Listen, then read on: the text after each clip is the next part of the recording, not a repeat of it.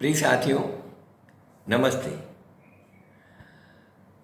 पिछले वीडियो में हमने सुबह सुबह खाली पेट ली जाने वाली दवाओं की चर्चा की और मोटे कमीशन के लिए डॉक्टर्स द्वारा आपके जीवन के साथ की जाने वाली खिलवाड़ की चर्चा की।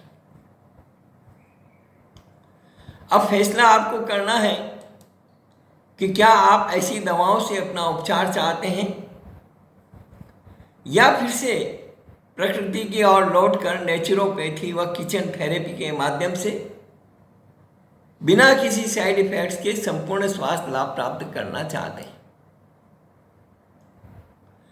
इस वीडियो में हम एलोपैथी की दवाओं, इनके विरोधी गुणों, इनके साइड इफेक्ट्स और इनके कारण होने वाली कई गंभीर बीमारियों की चर्चा करना चाहते हैं। आपने वो कहावत तो सुनी होगी, मर्ज बढ़ता ही गया जो जो दवा की। बस कुछ ऐसा ही हाल है इन एलोपैथी दवाओं का। कार्डियक अरेस्ट के दौरान हार्ट को फिर से काम करने की स्थिति में लाने के लिए एड्रेनलिन युक्त दवाएं इस्तेमाल करने से ब्रेन डैमेज होने का खतरा 2 गुना हो जाता है। कार्डियक अरेस्ट को ट्रीट करने के लिए एड्रेनलिन का इस्तेमाल सबसे आखिरी विकल्प होता है। यह हार्ट में न सिर्फ ब्लड फ्लो बढ़ा देता है बल्कि दिल की धड़कन को वापस लौटाने में भी मदद करता है। हालांकि यह दिमाग में मौजूद बेहद छोटी छोटी ब्लड वेसल्स यानी रक्त की धमनियों में खून के प्रवाह को कम भी कर सकता है, जिसकी वजह से ब्रेन बुरी तरह डैमेज हो सकता है। ऐसा होते ही इसका सीधा असर किडनी पर पड़ता है और किडनियां फेल हो जाती हैं। ये सब सिर्फ इस कारण से होता है कि जैसे ही व्यक्ति को कार्डियक अरेस्ट हुआ, आपने सीपीआर नहीं दिया। यदि उसी समय में आप तुरंत सीपीआर देते, 1 मिनट में 100 बार से अधिक पंपिंग और आपका हार्ट इतना दबाव से जाए हार्ट के ऊपर कि 1 से 2 इंच आपका जो हाथ है वो अंदर घुसे। आजकल ब्लड कैंसर के मरीजों को थायराइडोमाइड दवा दी जा रही है, लेकिन इससे विकलांगता आती है। इसका कुष्ठ रोगियों के लिए भी इस्तेमाल किया जाता है, किंतु यह आत्मघाती सिद्ध हुई है। इसलिए ब्राज़ील और अन्य देशों में इस पर रोक है। यदि आपको दिल का रोग है तो इसके लिए दी जाने वाली दवाएं कब्ज करती है और कब्ज हृदय रोगियों के लिए घातक है। देखिए विरोधी कंट्रोवर्सी कि हार्ट के लिए जितनी दवाएं दी जाती है वो कब्ज करती हैं और कब्ज हार्ट के लिए घातक है। आपको नज़ला, जुकाम, निमोनिया है तो इसके लिए दी जाने वाली दवाएं भी कब्ज करती है और कब्ज, जुकाम आदि के लिए घातक है। यदि आप डिप्रेशन, तनाव और अन्य मानसिक रोगों के लिए दवाएं ले रहे हैं तो उनके भी बहुत गंभीर साइड इफेक्ट होते हैं, जिनमें कब्ज, मोटापा, युवतियों की माहवारी बंद हो जाना और ऐसे ही बहुत सारे गंभीर दुष्परिणाम हैं। इसी प्रकार अन्य बीमारियों का हाल है। हार्ट के लिए जो टिश्यू वाल्व लगाया जाता है वह पशुओं के टिश्यूज से बनाया जाता है। शुगर, थायराइड आदि की दवाओं में क्या होता है? तौबा तौबा। बस इतना जान लीजिए कि यह मांसाहार है। थायराइड की गोली में जहाँ शुगर की चर्बी है, वहीं शुगर के लिए दी जाने वाली इंसुलिन में भी पशुओं की चर्बी होती है।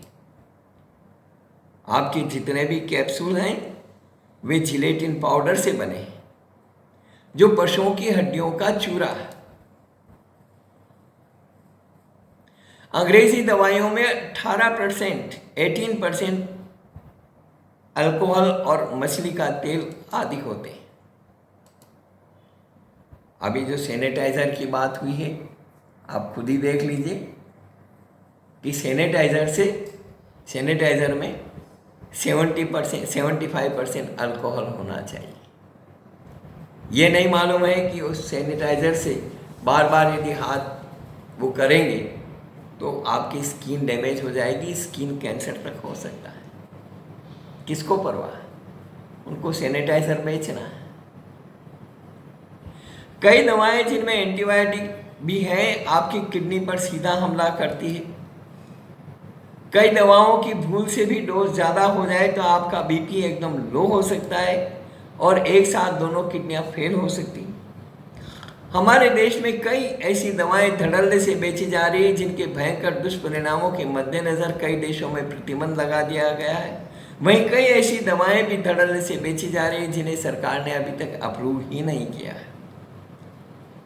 यदि आप एसिडिटी की गोली नियमित रूप से लेते हैं तो याद रखिएगा मेरी बात को, जीवन में कभी न कभी कैंसर आपका दरवाज़ा खटखटा सकता है या आपकी किडनियां बेकार हो सकती है। ये मैं नहीं कह रहा, बहुत सारी वैज्ञानिक रिसर्च और सरकारी रिपोर्ट्स कहती हैं, लेकिन बोलता कोई नहीं। ये खतरनाक दवाइयाँ आपका शरीर बर्बाद कर देंगी।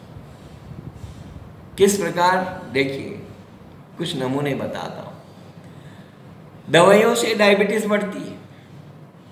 अक्सर डायबिटीज़ शरीर में इंसुलिन की कमी होने से पैदा होती है, लेकिन बहुत कम लोग ये जानते हैं कि कुछ खास दवाइयों के असर से भी शरीर में डायबिटीज़ होती है।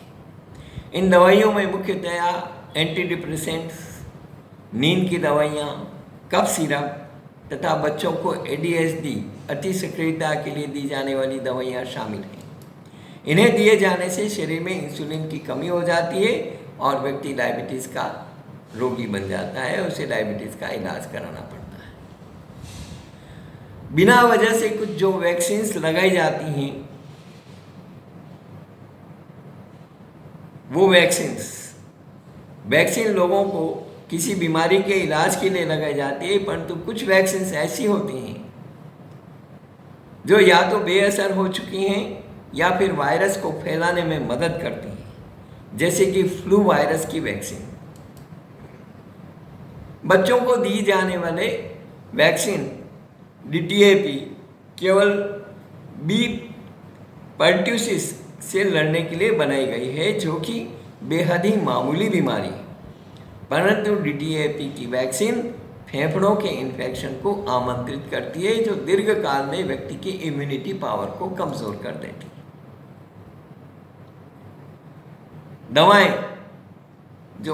दवाएं कैंसर पैदा करती हैं। ब्लड प्रेशर या बीपी की दवाइयों से और एंटीबायोटिक दवाओं से कैंसर होने का खतरा 3 गुना बढ़ जाता है। ऐसा इसलिए होता है क्योंकि ब्लड प्रेशर की दवाइयाँ शरीर में कैल्शियम चैनल्स ब्लॉकर्स की संख्या बढ़ा देता है, जिससे शरीर में कोशिकाओं के मरने की दर बढ़ जाती है और प्रतिक्रिया स्वरूप कोशिकाएं बेकार होकर कैंसर की गांठ बनाने में लग जाती हैं। अब आप सोच लीजिए कि आप क्या कर रहे हैं, क्या ले रहे हैं, डॉक्टर क्या दे रहे हैं। एस्पिरिन लेने से शरीर में इंटरनल ब्लीडिंग का खतरा बढ़ जाता है। हार्ट अटैक तथा ब्लड क्लॉट्स बनने से रोकने के लिए दी जाने वाली दवाई एस्पिरिन से शरीर में इंटरनल ब्लीडिंग का खतरा लगभग 100 गुना बढ़ जाता है। इससे शरीर के आंतरिक अंग कमज़ोर होकर के उनमें रक्तस्राव, ब्लड फ्लो शुरू हो जाता है। एक सर्वे में पाया गया है कि एस्पिरिन रोजाना लेने वाले पेशेंट्स में से लगभग 10,000 लोगों को इंटरनल ब्लीडिंग का सामना करना पड़ा। आपका एक्सरे से कैंसर होता है। आजकल हर छोटी छोटी बात पर डॉक्टर एक्सरे करवाने लग गए हैं। क्या आप जानते हैं कि एक्सरे करवाने के दौरान निकली घातक रेडियो एक्टिव किरणें कैंसर पैदा करती हैं? एक मामूली एक्सरे करवाने में शरीर को हुई हानि की भरपाई करने में कम से कम 1 वर्ष लग जाता है। ऐसे में यदि किसी को एक से अधिक बार एक्सरे करवाने पड़े तो सहज ही अंदाजा लगाया जा सकता है कि उसका भविष्य में क्या होने वाला है। इसी प्रकार एक एंजियोग्राफी या एक CT स्कैन का मतलब है शरीर में 700 एक्सरे जितना रेडिएशन और 70% से ज़्यादा एंजियोग्राफी, CT स्कैन अथवा MRI डॉक्टर सिर्फ अपने कमीशन के लिए करवाते हैं। ऐसे में आम आदमी का क्या होने वाला है?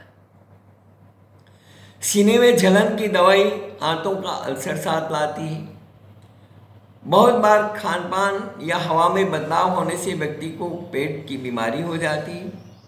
इनमें से एक सीने में जलन होना भी है, जिसके लिए डॉक्टर एंटी गैस्ट्रिक दवाएं देते हैं। इन मेडिसिन से आंतों का आंतों का अल्सर होने की संभावना बढ़ जाती है। साथ ही साथ हड्डियों का क्षरण होता है। शरीर में विटामिन B12 को एब्जॉर्ब करने की क्षमता कम होना आदि बीमारियां व्यक्ति को घेर लेती हैं। सबसे दुखद बात तब होती है जब इनमें से कुछ दवाइयां बीमारी को दूर तो नहीं करती, परंतु साइड इफेक्ट अवश्य लाती। जुकाम सही करने के लिए कोई दवा नहीं। नाक की अंदरूनी त्वचा में सूजन आने से जुकाम होता है। अभी तक मेडिकल साइंस इस बात का कोई कारण नहीं ढूंढ पाया है कि ऐसा क्यों होता है, और ना इसका कोई कारगर इलाज ढूंढा जा सका है। डॉक्टर जुकाम होने पर एंटीबायोटिक्स लेने की सलाह लिख देते हैं, परंतु कई स्टडीज में यह बात साबित हो चुकी है कि जुकाम 4 से 7 दिनों में अपने आप ही सही हो जाता है। जुकाम के लिए बहुत सारे घरेलू उपचार हैं। सामान्य रूप से उनको करने से जुकाम ठीक हो जाता है। जुकाम पर आपके दवाई लेने का कोई असर नहीं होता। हाँ, आपके शरीर को एंटीबायोटिक्स के साइड इफेक्ट्स जरूर झेलने पड़ते हैं। एंटीबायोटिक्स, स्टेरॉइड, पेन किलर से लीवर को तो नुकसान होता ही है, आपकी किडनियां भी डैमेज होती है और कैंसर भी हो सकता है। कैल्शियम और विटामिन D सप्लीमेंट्स एक साथ लेने से स्ट्रोक का खतरा है। जब ये रिसर्च कई देशों में हुई और कई रिसर्च अभी सामने आई, और जब मैंने इसके ऊपर कुछ लिखा तो कई डॉक्टरों ने सवाल खड़े किए। क्यों? क्योंकि हर गर्भवती महिला को कैल्शियम और विटामिन D के सप्लीमेंट्स एक साथ दिए जाते हैं, और फार्मास्यूटिकल कंपनियां भी कैल्शियम और विटामिन D सप्लीमेंट साथ साथ बनाती हैं, और इनमें भारी मुनाफा है, भारी कमीशन है। लेकिन ये स्टडी अभी the annuls of internal medicine में प्रकाशित हुई है, और काफी गंभीर बात कही है उन्होंने। आपकी नींद की दवाओं से हार्ट अटैक का खतरा बढ़ जाता है। जो लोग 25-25, 30-30 साल से नींद की गोलियां ले रहे थे, हमारे पास आए, हमने नींद की गोलियां छुड़वा दी और आराम से सो रहे। हमने नहीं कहा उनको कि आप नींद की गोलियां छोड़ देना। हमने तो उनको तरीका बताया कि आपको कैसे आराम से नींद आ सकती है। जब आराम से नींद आ सकती है तो उन्होंने गोलियां अपने आप धीरे धीरे करके छोड़ दी।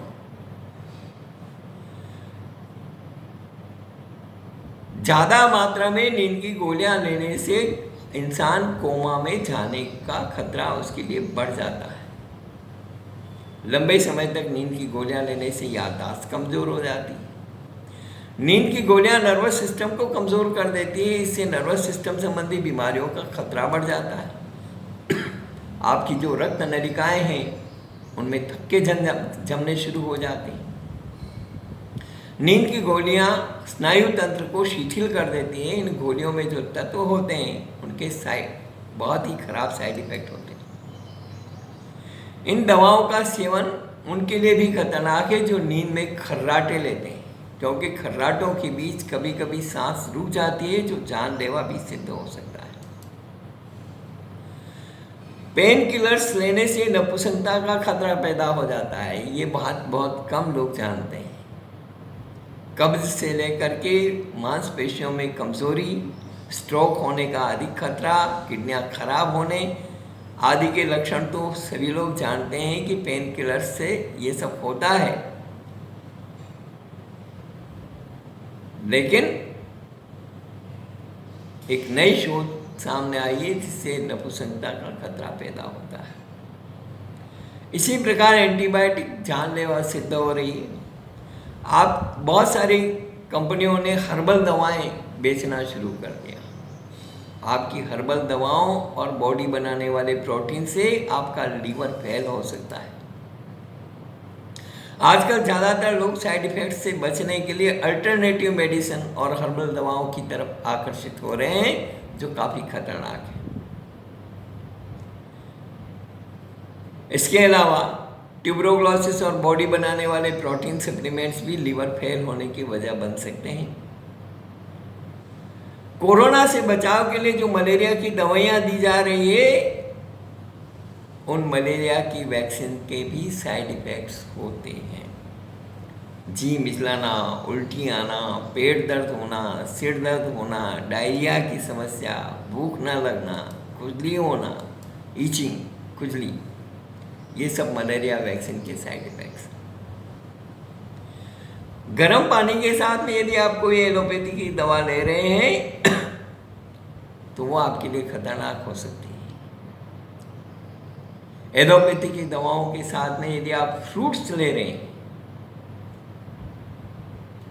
तो वो भी आपके लिए घातक हो सकता है। अब आप सोच लीजिए कि आपको क्या करना है। हमारा तो कहना यही है कि बैक टू नेचर, प्रकृति की ओर लौटिए। और इसीलिए हर बीमारी के उपचार हेतु हमने किचन थेरेपी पुस्तक तैयार की है, जो जिंदगी भर काम आने वाली है, कदम कदम पर काम आने वाली है। कोई भी छोटी मोटी बीमारी हुई, कोई भी गंभीर बीमारी हुई, तो आप तुरंत खाना खजाना और किचन थेरेपी पुस्तक देख करके आप अपने घरेलू उपचार से, नेचुरोपैथी के माध्यम से, किचन थेरेपी के माध्यम से स्वस्थ हो सकते हैं। धन्यवाद।